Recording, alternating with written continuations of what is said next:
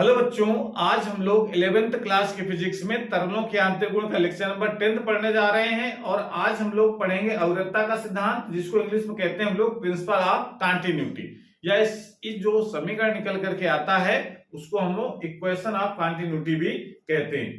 तो ये क्या सिद्धांत है, इसके बारे में आज जानना है। जबकि ये सिद्धांत हम लोग अपने दैनिक जीवन में यूज करते रहते हैं।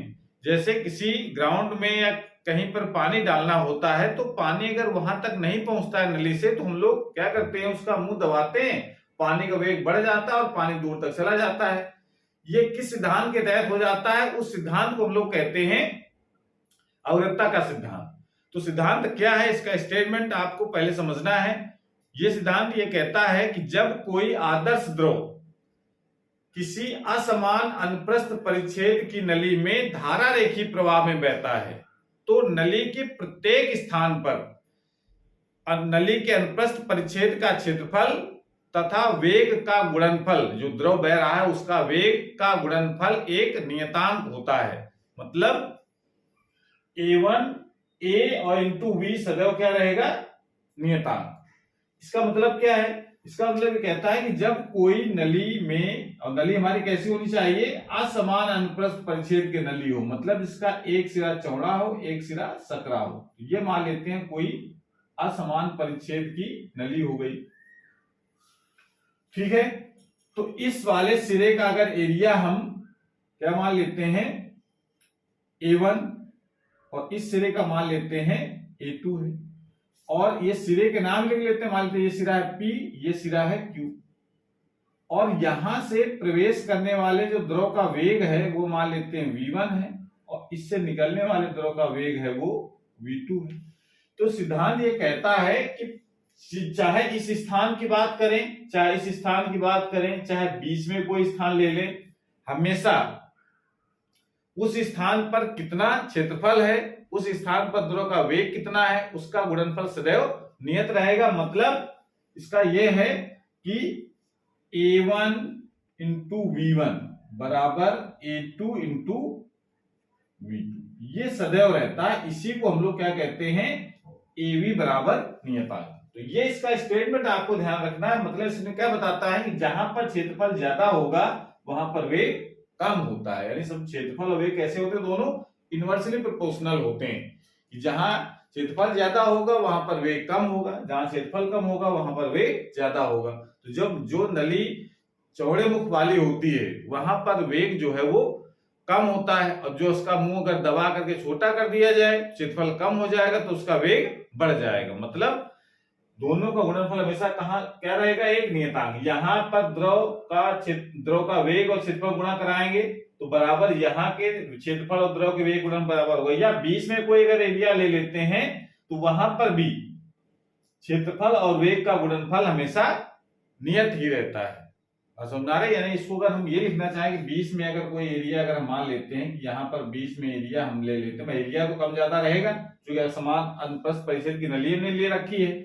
यहाँ पर अगर क्षेत्रफल इसका A2 है, A3 है, और द्रव का वेग है V3, तो मतलब इसका ये है कि ये स्टेटमेंट के साथ में हम तीनों को एक साथ, यानी A1 V1 बराबर A2 V2 बराबर A3 V3, ऐसे ये हमेशा कांस्टेंट ही रहेगा, क्षेत्रफल और वेग का गुणनफल।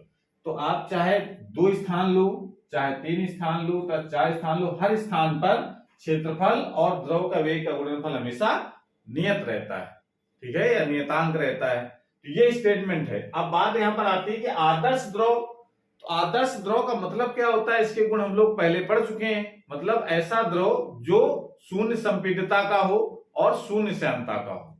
तो कभी किसी बुक में स्टेटमेंट इसका इस प्रकार से लिखा गया है कि जब कोई असंपीड तथा अश्यान द्रव किसी असमान अनुप्रस्थ परिच्छेद की नली में बह रहा होता है तो नली के प्रत्येक स्थान पर क्षेत्रफल तथा द्रव के वेग का गुणनफल एक नियतांक होता है। तो असमान नली में तो बह रहा है, लेकिन अगर ये वर्ड लिखे गए हैं पहले शुरू में कि द्रव हमारा कैसा है, आदर्श है, तो आदर्श द्रव लिखे, चाहे अश्यान तथा असंपीडित द्रव लिखें कि मतलब ऐसा द्रव जिसको दबाया जा सके। असंपीडित आदर्श द्रव विशेषता हम लोग पढ़ चुके हैं, तो उसको हम लोग यूज करते हुए कि द्रव कैसा होना चाहिए, आदर्श होना चाहिए, और साथ में जो प्रवाह है वो कैसा होना चाहिए, धारा रेखीय प्रवाह होना चाहिए। दो विशेषताएं होनी चाहिए, तब ये हमारा जो सिद्धांत है वो लागू होता है। धारा रेखीय प्रवाह हो और आदर्श द्रव हो उसमें। अब इसका डेरिवेशन भी करना है, तो डेरिवेशन करने के लिए हम लोग क्या करें, इसमें हम केवल दो एरिया लेंगे। एक एरिया हम इधर एक सिरे वाला ले लेते हैं और दूसरा वाला जो है सिरा ले लेते हैं, मतलब एक दो सिरे हम ले लिए। तो भाषा इसकी थोड़ी हम लोग लिख लेंगे डेरिवेशन जब करेंगे, मतलब इसका प्रूफ आपको दिखाना है कि AB बराबर नियतांक कैसे होता है। तो कैसे दिखाएंगे, माना रो घनत्व का एक आदर्श द्रव, मतलब इसमें जो द्रव बह रहा है, जो द्रव इसमें बह रहा है उसका जो घनत्व है वो कितना है, रो घनत्व का द्रव है। एक नली PQ में बह रहा है, नली कैसी है, PQ, इसका नाम दे रखा है हमने, सिरों के नाम है। नली के P सिरे पर अनुप्रस्थ परिच्छेद का क्षेत्रफल A1, यानी इस सिरे का क्षेत्रफल A1 है, इस सिरे का क्षेत्रफल A2 है, ठीक है ना। वेग है V1 और वेग है V2, ऐसे हमने लिख लिया है। इसको आप समझ सकते हैं, अपनी भाषा में आप कुछ भी बना करके इसको लिख लीजिए, ठीक है ना। P सिरे पर अनुप्रस्थ परिच्छेद क्षेत्रफल A1, द्रव का वेग V1 तथा P सिरे पर अनुप्रस्थ परिच्छेद क्षेत्रफल A2 तथा द्रव का वेग V2, यानी ये हमने इसको चित्र में हमने बना भी रखा है। उसकी भाषा आप एग्जाम में इतना लिख सकते हैं।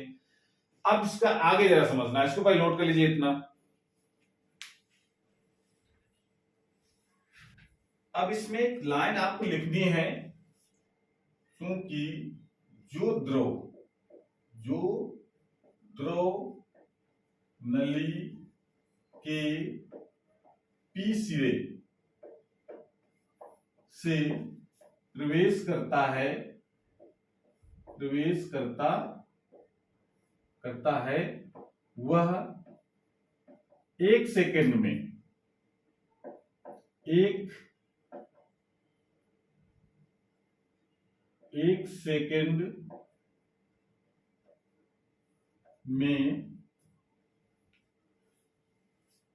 V1 दूरी तय करता है। ये बात आपको पहले समझनी है कि इसका क्या मतलब है।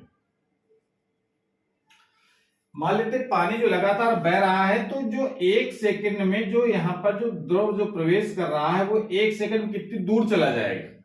तो चूंकि सूत्र होता है चाल बराबर दूरी बटे समय, तो दूरी निकालना तो क्या हो जाए, चाल गुणते समय।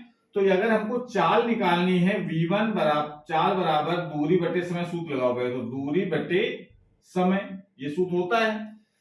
तो यहां से दूरी का निकालना हो तो क्या करना पड़ेगा, V1 इंटू T, यानी T सेकंड में जो द्रव होगा कितनी दूर जाएगा, V1 दूरी पर, और समय अगर T है तो गुणा कराएंगे तो इसका दूरी निकल आएगी V1 इंटू T। अब कराएंगे एक सेकंड बताओ कितनी दूर जाएगा, भाई T सेकंड में जाएगा V1 इंटू T, तो एक सेकंड कितना जाएगा, T की जगह क्या रख देंगे हम लोग 1, तो T का मान कितना हो जाएगा, V1 के बराबर। यानी एक सेकंड में जो द्रव इसमें प्रवाहित करता है, मतलब यहां से चला और एक सेकंड में वो यहां पहुंच गया पूरा द्रव, इतना। तो ये डिस्टेंस जो यहां से यहां तक की होगी किसके बराबर हो जाएगी, V1 के बराबर। तो ये जो यहां से यहां तक जो प्रवेश किया है उसमें जितना द्रव होगा उसका आयतन आपको निकालना है। मतलब ऐसा नहीं कि ये यहां से यहां पहुंच गया तो पीछे नली खाली, लगातार पानी बह रहा है, तो जो पीछे होगा पानी, थोड़ा आप समझना, जो पानी इसके पीछे होगा वो इसके अंदर एंट्री करेगा, ठीक है ना। ऐसे करके जब एक सेकंड गुजरेगा तो मान लेते हैं यहां से यहां पहुंच गया, तो इतने एरिया में या इतनी जगह में, को एरिया नहीं इतनी जगह में कितना द्रव हो जाएगा उसका आयतन निकालना। एक तरीके से देखा जाए ये क्या बना है, बेलन है, तो बेलन का आयतन आपको निकालना है। तो बेलन का कैसे निकाला जाएगा, आधार का क्षेत्रफल गुणित ऊंचाई, आधार क्षेत्रफल कितना है A1 और ऊंचाई कितनी है V1। तो इसका मतलब आप यहां लिख सकते हैं, इसलिए इस बात को जो यहां पर लिखना है, इसलिए एक सेकंड में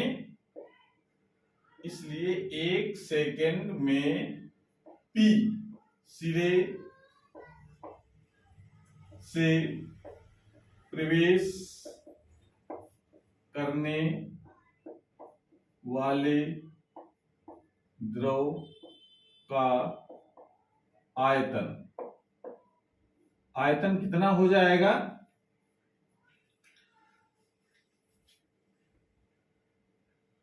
यहां पर आयतन हो जाएगा A1 इंटू V1। ये समझ में आया कि नहीं आया? यहां पर आयतन का सूत्र क्या होता है? आधार का क्षेत्रफल गुणित ऊंचाई। अब ऊंचाई यहां तो मतलब दूरी है कि दोनों सिरों के बीच की दूरी कितनी है, तो एक सिरे और दो सिरे, दूसरों के बीच कितनी हो जाएगी? V1। एक सेकंड की बात कर रहा है, इस वजह से एक सेकंड में P सिरे से प्रवेश करने वाले द्रव का आयतन A1 इंटू V1। अब चूंकि घनत्व हमने क्या मान रखा है? रो। जब घनत्व तो रो है तो द्रव्यमान कितना हो जाएगा एक सेकंड में प्रवेश करने द्रव का? तो लिख सकते हैं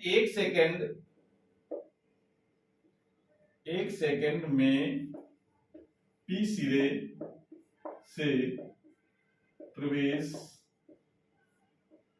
करने वाले द्रव का द्रव्यमान। तो द्रव्यमान बराबर क्या होता है? आयतन गुणित घनत्व। आयतन हमारा है A1 V1 और घनत्व हमने कितना मान रखा है? रो। तो द्रव्यमान कितना हो जाएगा द्रव का? A1 V1 into rho. इसी प्रकार जैसे हमने प्रवेश करने वाले द्रव का हमने द्रव्यमान निकाल लिया है, उसी प्रकार से Q सिरे से निकलने वाले द्रव का द्रव्यमान निकालो जरा। तो इसी प्रकार एक सेकंड में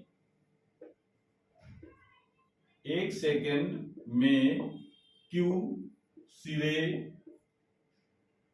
से निकलने वाले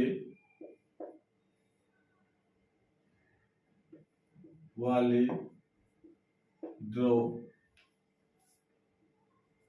का द्रव्यमान कितना हो जाएगा? तो द्रव्यमान कितना हो जाएगा? जितना, तो यहां पर सिर्फ क्या करें हम लोग, यहां पर क्षेत्रफल है A2, वेग है V2 और घनत्व तो हमारा उतना ही रहेगा। तो यहां पर द्रव्यमान कितना लिखेंगे हम लोग? A2 into V2 into rho. बिल्कुल सेम उसी का मतलब एक सिरे से कितना पानी निकलेगा। तो मान लेते हैं एक सेकंड में कितनी दूर चला जाएगा? यहां आ जाएगा ये पानी, इतना इतना इतने बेलन का एरिया कितना हो जाएगा? जो पानी यहां पर जो आ जाएगा एक सेकंड में, उसका एरिया, उसका जो आयतन होगा वो A1 इंटू V1 होगा, ठीक है। और घनत्व को गुणा कर देंगे, द्रव्यमान निकल आएगा। तो इस तरीके से हम निकाल सकते हैं कि एक सेकंड में Q सिरे से निकलने वाले द्रव का द्रव्यमान हो जाएगा A2 V2 इंटू रो।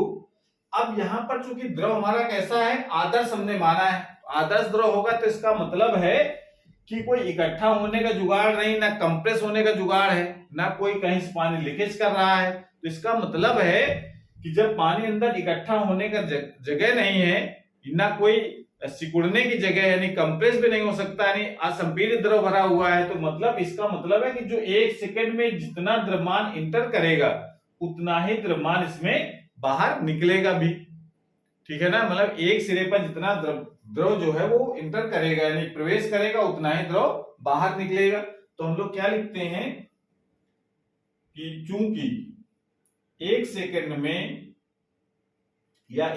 में चूंकि जो द्रव, ऐसे लिखो, चूंकि जो द्रव P सिरे से प्रवेश करता है वह द्रव, जो द्रव P सिरे से प्रवेश करता है उतना ही द्रव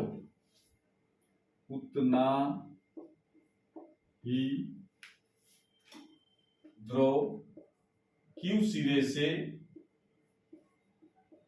बाहर निकलता है।